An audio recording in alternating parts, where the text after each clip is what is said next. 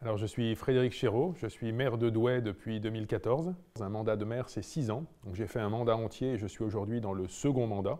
Donc, en réalité, ça fait bientôt 7 ans. J'ai eu d'autres mandats. Alors, j'ai été conseiller municipal simple de la ville de Douai. J'ai été conseiller régional pendant quelques années et ça, j'ai trouvé ça passionnant. J'ai été vice-président de l'agglomération. Voilà pour les fonctions que j'ai pu avoir dans ma vie politique. Ce qui m'a incité à m'engager en politique, c'est vraiment l'envie d'être utile, l'envie de rendre service, de faire quelque chose qui ait du sens.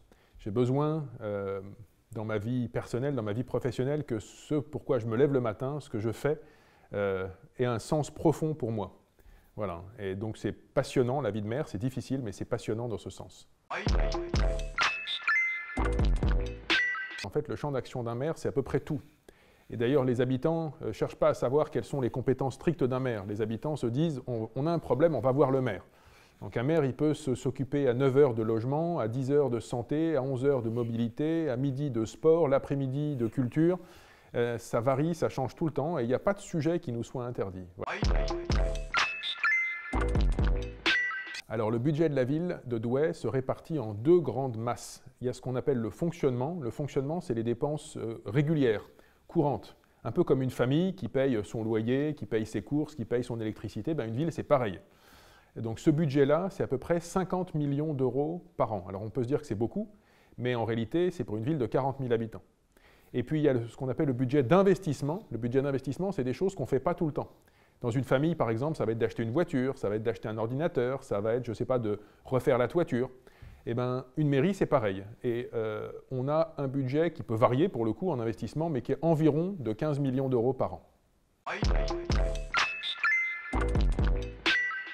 Alors, un maire prend énormément de décisions.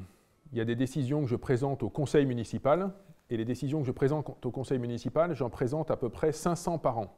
Entre 500 et 600 par an. Alors, ça peut être des très grosses décisions, comme quel sera le budget de l'année à venir, ou alors un gros projet d'investissement, par exemple, et puis ça peut être des toutes petites décisions. Et puis il y a les décisions que le maire prend tout seul. Ça peut être par exemple de nommer un agent dans un grade, de recruter quelqu'un, voilà, des petites choses comme ça. Donc des décisions de ce type, on en prend tous les jours dans beaucoup de domaines. Alors dans la ville de Douai, il y a quand même beaucoup de domaines qui dépendent de moi. Il y a des domaines aussi qui ne dépendent pas directement de la ville. Par exemple, tout ce qui a été transféré à la communauté d'agglomération.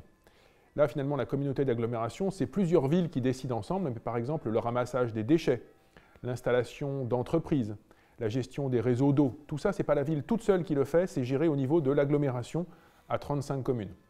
Et puis des sujets comme la santé, par exemple, ça c'est directement l'État qui s'en charge.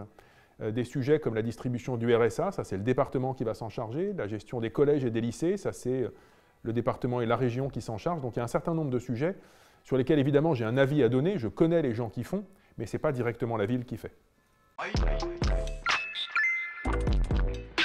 Dans la pandémie, les décisions les plus difficiles, elles n'ont pas été prises par le maire tout seul.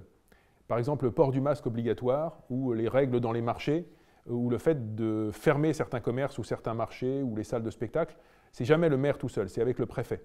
Et le confinement, encore plus, ça c'est le préfet tout seul qui décide. Moi, les décisions que j'ai dû prendre dans le confinement, c'est plutôt des décisions favorables aux gens. C'est le fait de distribuer des masques, c'est le fait de soutenir les associations caritatives. Voilà, c'est ce genre de choses. Ça, c'est moins difficile à prendre comme décision. Et mon principal métier, c'est de fabriquer des décisions. Et donc, je dois prendre le temps de consulter beaucoup de gens pour être sûr de prendre la bonne décision. À la fin, la décision, c'est moi qui vais l'assumer tout seul. Mais en amont, je consulte par exemple les agents de la ville de Douai, les gens qui travaillent, qui sont salariés par la ville, qui sont des techniciens, certains qui sont très experts dans leur domaine, donc qui peuvent me donner des avis très éclairés. Je consulte les membres du conseil municipal.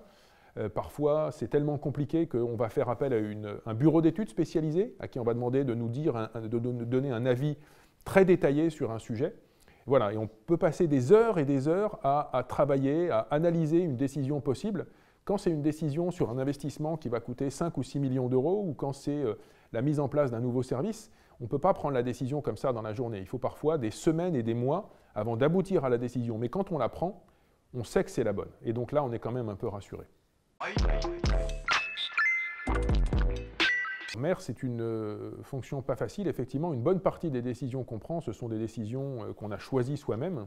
Après ça, de toute façon, par exemple, il y a un certain nombre de services qu'on doit rendre qui sont imposés par l'État. Je vais citer un exemple simplement. Gérer l'état civil, assurer les mariages, je n'ai pas le choix. Je dois le faire. Voilà. Ensuite, il peut y avoir des décisions qui sont prises par l'État et qui sont impopulaires. En fait, les maires ont la réputation de souvent râler vis-à-vis de l'État en disant « c'est pas ça qu'il fallait faire, on voudrait un peu plus de sous, etc. » Mais malgré tout, les maires sont des officiers publics. Les maires sont aussi des représentants de l'État et les maires sont des gens très disciplinés, qui râlent beaucoup, mais qui font et qui respectent la loi. Si on n'est pas capable de respecter la loi et d'appliquer ce que le gouvernement demande, il ne vaut mieux pas être maire. On a le droit de donner son avis, mais après ça, il faut faire. Alors quel regard je porte sur la fonction de maire? Je trouve que c'est une très belle fonction. Parmi toutes les fonctions d'élus, c'est peut-être la plus passionnante parce qu'on touche à tous les sujets et puis on est directement en prise avec les habitants au plus près du terrain. Moi, quand je prends une décision, ensuite je vais me promener dans les rues et je vois ce que ça a donné. Et puis les gens me disent « Ah, c'est super » ou alors au contraire, ils me disent « Ah ben, je ne suis pas d'accord ». Donc on est vraiment au plus près des habitants et au plus près de ce qu'on fait. Est-ce que le métier doit évoluer? Je pense que c'est un métier qui se complexifie, qui devient plus technique. Et c'est important que les maires puissent être bien entourés et maîtriser un peu cette technicité. Ce qu'on aimerait parfois, c'est avoir moins de règles innombrables qui s'imposent à nous et qui sont parfois très compliquées à comprendre et à concilier. Parce qu'il peut y avoir des lois qui, en réalité, ne sont pas d'accord entre elles. Ça, c'est pas simple. J'aime bien tout ce qui est l'urbanisme. Moi, c'est quelque chose qui me passionne parce que l'urbanisme, c'est penser la ville demain. Qu'est-ce que sera la ville de Douai? Là, on est en 2021, mais qu'est-ce qu'elle sera en 2031? Qu'est-ce qu'elle sera en 2041? À quoi il faut qu'on pense? Qu'est-ce qu'il faut qu'on prépare pour les gens qui aujourd'hui ont 20 ans et qui vont vivre dans cette ville dans les décennies à venir? Ça, je trouve ça passionnant. Alors, il n'y a pas de journée type dans une vie de maire. Et c'est ça qui est passionnant. En fait, on peut avoir deux journées diamétralement opposées. Vous allez avoir une journée où vous allez vous plonger toute la matinée dans un dossier d'urbanisme passionnant sur un quartier, et puis vous rêvez ce quartier, comment il sera dans 10 ans, et puis l'après-midi, vous allez dans une association sportive, le soir, vous allez à un concert, le lendemain, vous recevez un ministre, le surlendemain, vous partez à Paris parce que des députés ou des sénateurs veulent écouter les maires sur ce qui se passe dans les communes. Ça change tout le temps, il n'y a pas de journée type, et c'est pour ça que c'est absolument passionnant.